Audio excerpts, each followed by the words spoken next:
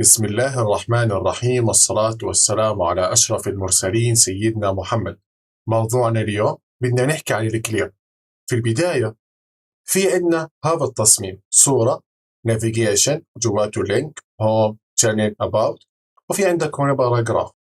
لو حكينا للصورة فلوت ليفت حتصير على اليسار، حكينا النافيجيشن كامل فلوت رايت. شو راح يصير؟ راح يطلع بهذا النتيجة: الصورة على اليسار والنافيجيشن على اليمين. طب ليش التكست اجى فوق؟ مش حكينا في المحاضرة السابقة انه اي تكست واي عنصر اللاين إليمنت راح يعمل اراوند، يعني حيلتف حول عناصر الفلوت؟ هتقول لي كلامك صح. طب انا ما بدي اياها يصير زي هيك، بدي مثلا باراجراف تظل تحت ما تطلع فوق. كيف بدي نحل هاي المشكلة؟ هون بتيجي فكرة الكلير. الكلير بكل بساطة في له أكثر من حل، يعني أكثر من طريقة استخدام. أول طريقة إنك راح تضيف div after element float، يعني أضيف div بعد العنصر اللي خليته float بهاي الطريقة. الdiv باستخدام CSS راح نعمل شغلة اسمها clear، يا بتحكي له left أو right أو both. طب شو فكرة الليفت والرايت؟ مثلا أنت عملت الصورة على اليسار، صح؟ ليفت. شو بتحكي له؟ كلير ليفت، عشان ما يصير التكست يعملها اراوند. انت مثلا هسه سويت النافيجيشن على اليمين، صح؟ تعملها كلير رايت عشان التكست ما يعمل احاطة على النافيجيشن. طب لو انت سويت ليفت ورايت زي ما كنا مسوين قبل، شوف التصميم، كانت الصورة على اليسار والنافيجيشن على اليمين، ساعتها بتحكي له كلير بوث. طب تعال نطبقها عشان نفهمها 100%. هذا الفيديو برعاية بوبين أكاديمي، تقدم دورات عن بعد في مجال البرمجة والجرافيك ديزاين. راح أسيب لك لينك التواصل في الديسكربشن. في البداية بس بدي أفهمك، يعني أنا غيرت الاستراكشر. كيف يعني؟ اللي أوت بداخله في عندك 0 1 فلوت. طبعا أنا إن شاء الله قلت لك هشرح لك الفليكس ولا جريد، راح تلاقي مثلا في المستقبل 0 2 فليكس، 0 3 جريد، عشان يجوا بالترتيب. جوا الفلوت راح تلاقي محاضرات الفلوت. 45 هي المحاضرة السابقة وهي كودها. محاضرة 46 هي الكلير، هاي كودها. طبعا انت عارف انه الكود ده بيكون في الديسكربشن. لما تكبس على اللينك في الديسكربشن ما راح يوريك هذا الحكي كله، راح يجيب لك كود المحاضرة فقط. نيجي هسه على 46، عندك ايمج وفي عندي هون اندكس بداخله. اول اشي عندي ايمج، بعدين في عندي نافيجيشن، هذا كله علمتك كيف الاشتمال واللينك، وفي عندك هوم شانل اباوت، وفي عندك هنا سيكشن، وفي جواته باراجراف. مبدئيا حتقول لي شو هو الكلاس اللي اسمه كلير فيكس؟ اشطب لي، اعتبره مش موجود، هاي مسحته. باجي هسه على الستايل، انا عامل هنا مارجن وبعدك زيرو. راح احكي له هنا الصوره اللي هي الايمج اللي براكت، وبحكي له فلوت ليفت. جميل. بعدين النافيجيشن نفس المبدأ، نافيجيشن، بعدين بدي اكتب هون فلوت واحكي له كمان ليفت. صاروا هيك جنب بعض، بس بدي اياها على اليمين بحكي له فلوت رايت. ممتاز. اذا حبيت مثلا اعطي باك جراوند كلر مش غلط، وهي ريد. جميل. نفس الكيس اللي صارت معنا، انه النص قاعد بيلتف حول عناصر الفلوت. شو قلنا اول حل؟ بتيجي بحث عنصر الفلوت اللي هو مثلا ايمج، بضيف ديف. بدي اضيف هون كلاس واحكي له كلير فيكس، واجي هون في الستايل واكتب هون كلاس كلير فيكس، وهي كل براكت، واحكي له هون كلير ليفت. سيف. طب شو اللي صار؟ صار كالاتي: انه حكى له انا الايمج هاي ما بدي ولا حدا يعمل لها احاطه. طب ليش الرايت نزلت لتحت؟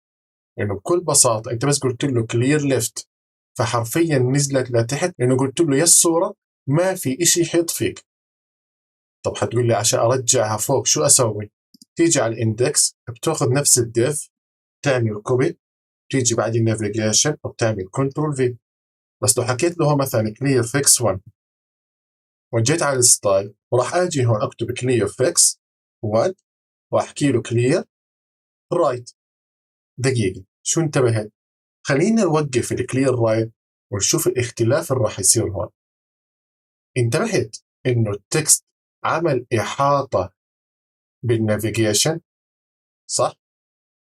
بس لو قلت له كلير رايت راح ينزل التكست لتحت. اتمنى تكون فكرة الكلير ليفت والكلير رايت صارت واضحة. انا هسه متأكد انه مش هذا التصميم بدنا اياه، احنا بدنا الصورة هون والنافيجيشن فوق وتحت التكست. هتقول لي صح. طب وقف الكلير ليفت الخاصة بالصورة. شو انتبهت؟ النافيجيشن طلع فوق لكن التكست ما سوى إحاطة للنافيجيشن، لكن عمل إحاطة للصورة. وهون بتيجي فكرة البوث. طب كيف بدي أستخدم البوث؟ وهي بتيجي في الطريقة الثانية. تعال نتعلمها. بيقول لك add name class on head element. شو يعني؟ مثلا أنت عندك section تحكي له class clear fix، نفس فكرة الدف. بس هون شو بتحكي له؟ clear fix before، وهي علمتك إياها في كورس التأسيس اللي هي pseudo element، صح؟ before أضيف إشي قبل، فبحكي له ضيف قبليها clear left or right or both. طيب الكونتنت هون هل بدي أضيف إشي؟ لا، فاضي. display block، ليه خليت الديسبلاي بلوك؟ بحكي لك إنه السودو element after or before، يعني استخدمت البيفور أو after هم راح يعطوك element alignment. هاي شرحتها برضو في الكورس الأساسيات. فإحنا بنحكي display block عشان نغير سلوكه، بدل ما يعطيني إياه inline أنا أحولها بلوك. طب تعال نطبقها ونفهمها شوي شوي مع بعض. بحكي لي أول شغلة بدل ما تعجق حالك وتنشئ ديف كل مرة، وقف الديف. بقول له كلامك صح وسيء. تيجي هون على السكشن وبتحكي له كلاس وبتحكي له هون كلير فيكس، وبتيجي على الستايل. بس بدي أوقف هدول الاثنين زي هيك وآجي هون أحكي له دوت كلير فيكس والسودو إليمنت بيفور. هون بدي أحكي له أول إشي الكونتنت بتكون فاضية، بعدين بدي أجي أحكي له هون كلير بوث الجهتين اللي هي الليفت والرايت. كمان بدي أجي أحكي له هون ديسبلاي بلوك. أهم إشي البلوك عشان يصير عنصر نازل تحت سطر، يعني كل عنصر على سطر. وهيها زبطت. كيف زبطت؟ طب إجا هون بكل بساطة قبل، ركز معي، قبل مين؟ قبل السكشن، يعني قبل ما ينشئ الباراجراف. إجا قبليها شو قال له؟ قال له أنت في عندك فوق نافيجيشن وإيمج. قال له اعمل لي عليهم ثنتين كلير بوث، يعني الليفت والرايت مع بعض اعمل لي عليهم كلير. طبعا احنا طبقنا قبل شوي كل واحده لحال، فانت الفكره صارت واضحه. فهسه حتيجي هاي هون وحتيجي هاي هون. طيب وقال له كمان لو رجعنا على الستايل قال له كمان الكونتنت خليها فاضي ما تضيف ولا إشي، والديسبلاي بلوك. طب لو شلت الديسبلاي بلوك شو راح يصير؟ هتحس الموضوع ما تغير، لانه حيكون العنصر باراجراف صار عباره عن inline element. فانا عشان احل المشكله هاي، عشان فكره السودو اليمنت، مش قلنا السودو اليمنت بتخلي اي عنصر عباره عن inline، بقول لا خليها بلوك. اتمنى تكون الفكره صارت واضحه. اذا حسيت المحاضره شوي صعبه عيدها كمان مره.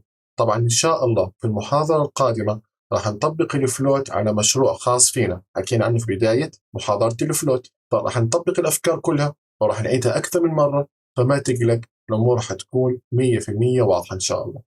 ونشوفكم إن شاء الله في المحاضرة القادمة. يعطيكم العافية.